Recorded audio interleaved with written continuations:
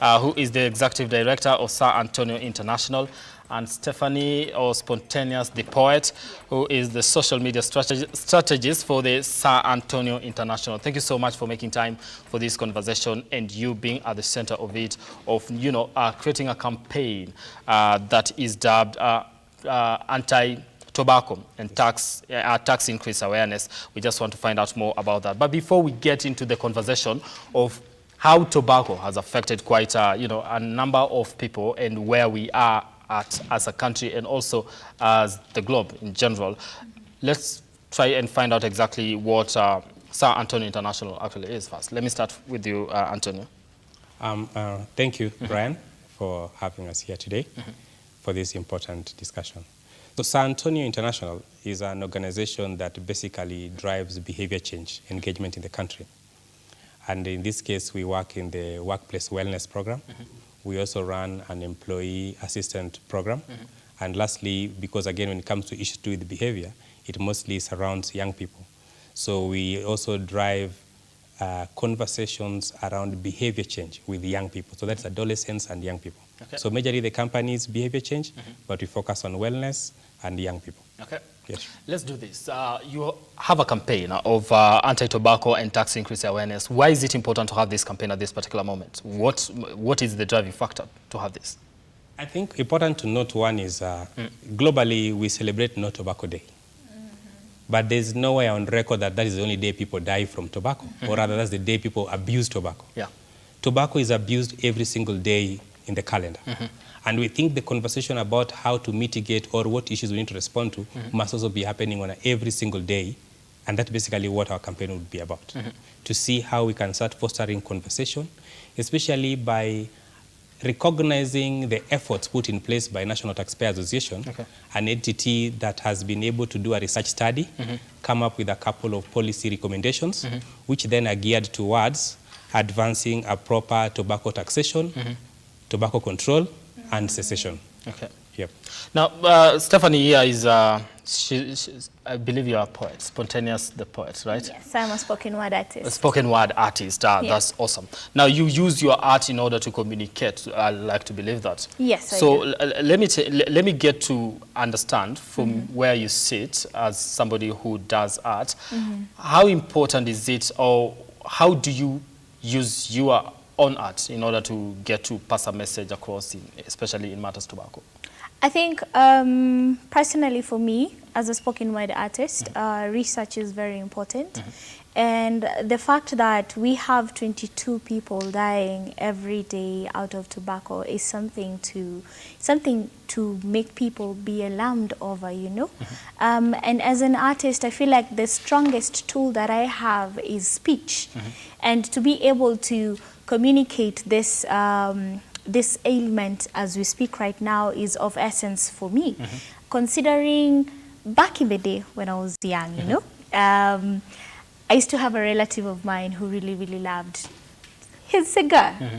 And I remember at some point, because of the bad breath and the yellow teeth, we just thought to ourselves, what other way could we engage him to ensure that he actually stops smoking?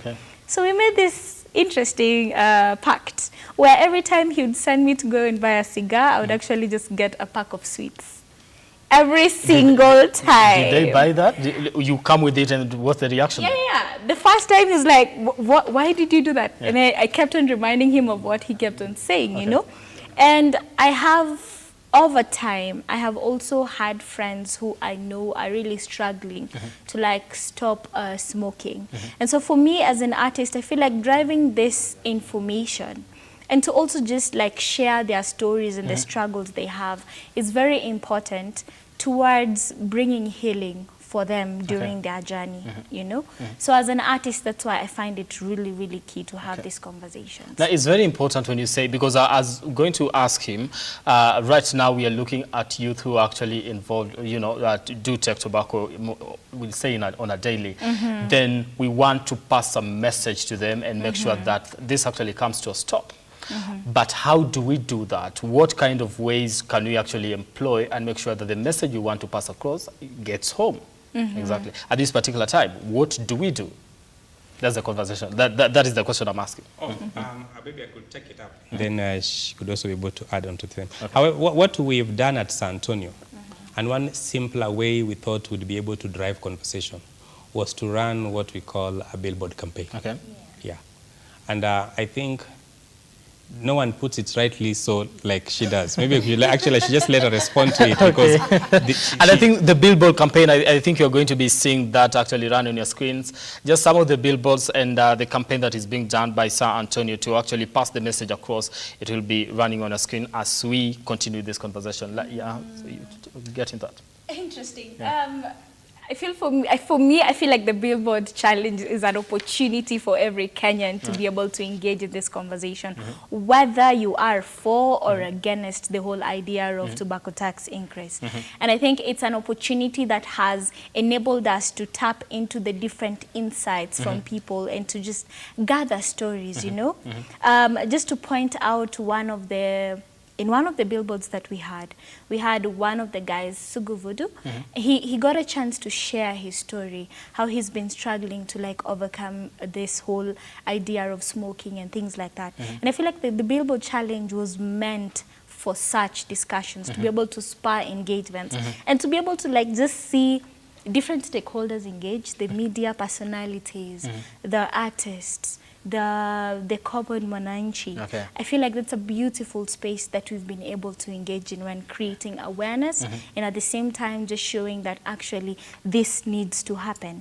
Because just to, in retrospect, back in the day, smoking was viewed as a form of, as a symbol for death back in the day. Then we get into 1963 where all of a sudden if you have this thing called Lucky Strikes was smoking. It looked so cool, you know, like it brought out the masculinity and brought out the whole rebel, being a young rebel, being on the forefront and things like that. It was the in thing. And what brought that? It's the art, it's the film that actually made this whole thing look beautiful. So I'm thinking to myself, if art was able to convince people that it doesn't matter that you're going to die out of smoking, ain't it as powerful to convince people that we don't need to lose 22 people every single time? Wow. Yeah. 22 people that is on a daily. On a daily. People are gasping for breath every single day in our country. And we don't think that is a disaster. You see, whenever we talk about statistics, you say 8,100 people die every year from tobacco. 2.5 million Kenyans are tobacco users. We never understand that those are humans who come from homes, who are contributing to this economy, who the private sector or the public sector has invested resources to put them in the spaces that they are in. And when you see 22 people die, they don't just fall off and die. They first struggle through this process of pain and all that time. Do you know how much depleting that is to those households? One of our artists that we actually have featured on the billboard lost her dad to tobacco-related ailment. When you listen to how she paints a picture of the entire process, it breaks your heart that we have tobacco being sold here and sold at prices that are affordable to young minors. And it's worse again because tobacco innovation for tobacco products has come to a point where when you look at the current new tobacco products in the market, you realize that they're so modern, and in fact they're packaging some as pharmaceuticals or food. The nicotine pouches, this lift, and even shisha itself. People keep saying that tobacco is not common amongst young people because they're thinking tobacco is the cigarette. Cigar. That's unfortunate. Okay. Yeah, and to just add on what he actually just mentioned, I have a personal friend who shared a story with me. What you said about the whole starvation aspect. So tobacco, for her, was a way of not getting hungry. She was in a far-off country, she was a student, she didn't have money, you know. So she thought to herself, how do I survive? And then she was introduced to having tobacco as a form of, if you have coffee and you smoke your cigar there, you're good for the whole day. But then we sat down and we asked ourselves, as much as you were able to overcome starvation at that point, but then in the long run, what happens when you have cancer? when now your family has to fight tooth and nail to get money to be able to get you out of hospital. Yeah. Okay. You know? Now, this is the thing, because I think when we paint a picture of it, in most cases we don't get graphic to some extent, that it gets to, because it is scary when you get to the graphical part Yeah, of it is. and exactly how it gets to affect the health of people and the cost, because on the poster we actually say the pain that is tobacco, because it is a pain. Now, let's paint a picture on exactly how this thing is this painful to the country, to the individuals, to the families also that have somebody who is actually using tobacco. Okay, we've been dwelling on health. And every time we talk about the cost of tobacco, all of us think about how harmful is tobacco to the smokers, number one, and in some cases to the secondary smokers. However, I would like us to go back and ask ourselves, what is the cost of tobacco cultivation? Forget smoking. The environment, the land, water, the air. What is the cost of tobacco cultivation? One, do you know how much contact hours it's taken to grow tobacco? It is so labor intensive. An acre of land, if you're an independent farmer, you need 1,000 contact hours to just grow tobacco per acre. An independent grower basically can make up to 34,000 per acre. And it takes about 150 days for you to harvest tobacco. So you see, that in itself is a cost, considering the amount of time you put just to raise tobacco. Now, let's look at the issue about the pesticides and the that are used to grow tobacco. It leaves the earth damaged to the extent that you can't grow anything else in that parcel of land. What about deforestation? Okay. We've not even finished deforestation. You see, when you look at Migori, Bungoma, and Meru, where tobacco is grown, we've come to a point where right now there's already a mitigating measure, a response to be able to rehabilitate land that have been used to grow tobacco for the last couple of years, because we're already facing deforestation in those regions. Countries that have grown tobacco for long are now facing desertification. That is where our country is going to. Okay. And what is worsening about cost is that right now you've been talking about drought in this country. We're seeing the deputy president holding meetings. We're seeing governors from 20 counties talk about arid and semi-arid lands where there's no food. We're talking about taxpayers' money being used to ship food. Yet, we have over 5,000 farmers who are partnered with the tobacco company, growing tobacco in parcels of land in Migori, in Bungoma, and in Meru, who, if we had forward-thinking, proactive governors, we'd expect to see inter-county collaboration where governors would say, you know what? We will come up with incentives. Okay. We will take these 5,000 farmers, we will give you seedlings, we will give you fertilizers, and we will buy the cash crop so that we make our counties food secure. Okay. Do we have that? We don't. Those are the costs. So it's really expensive if you paint it like that. And that's just about now tobacco cultivation. Then there's cost on smoking. Then there's also cost to us as taxpayers. It costs, as in for every $1, estimate-wise, that a country raises from tobacco taxation, we spend $3 to mitigate tobacco-related ailments. Whoa. Then what's the point? Because you're not making a profit out of it. You're not making profit out of it. What's the point? Why are we having it? Money that should be used by this country to roll out a vibrant CBC program is being used to treat the sick. Money that should be used for infrastructure development is not there. That's why we're taking loans to build expressways. That's why we're taking loan to build SGR. Because money that would have done that is being used to treat those who are ailing from tobacco.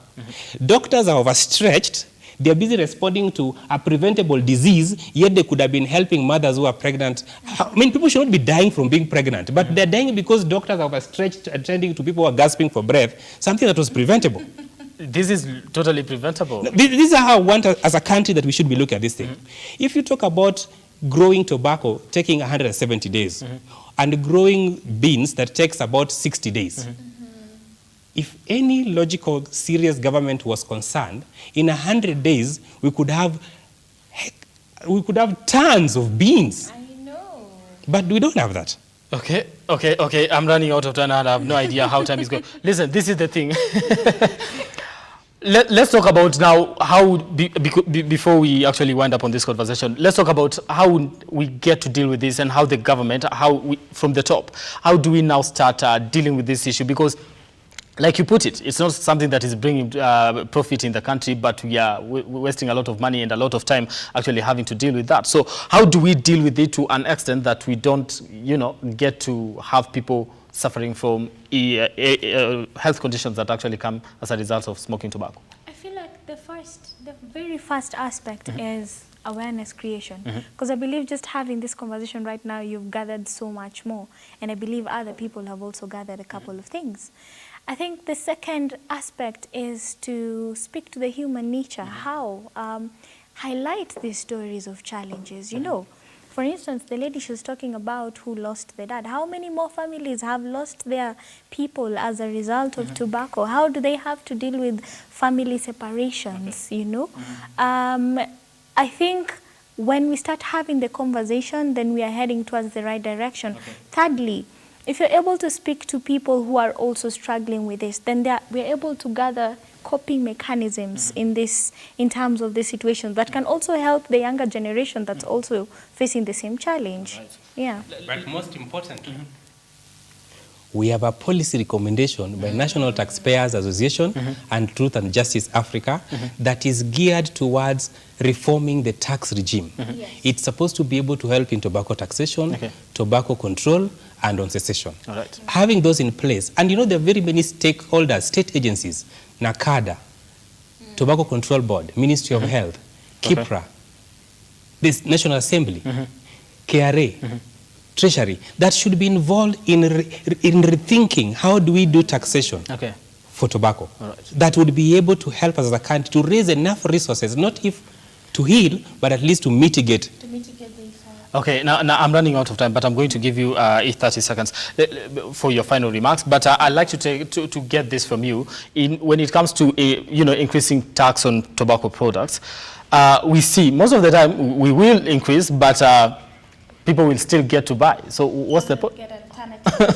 What happens in that particular area? So probably because my director tells me I'm totally out of time. Let me get your final remarks on this particular issue. What I would say is this. When tobacco taxation, or rather when we increase the tobacco prices to address the tobacco taxation aspect, three things are key that we are looking at. One, we are trying to get the tax bracket to be expanded so that these new innovative products within the tobacco products are also being put in the program of taxation, because some of them are slipping through as food and pharmaceuticals. So when we do that, we reduce or discourage intake of tobacco by first-time users, because the costs are so high that as a luxury, one would shy away from it. Two, the informal settlements, who are also known to be biggest or largest consumers, by virtue because it's not a basic necessity, would be discouraged from it. Lastly, those who still buy, like you say, then buy it at a very high-end price, meaning that we're able to get enough in terms of excess duty that can now help us to mitigate the issues that we are dealing with. I like that one. Stephanie, your final remarks on this one. I was listening to Antonio and just thinking to myself, what else do I need to say? But I think as an artist manager at San Antonio's, I feel like engaging more artists in this.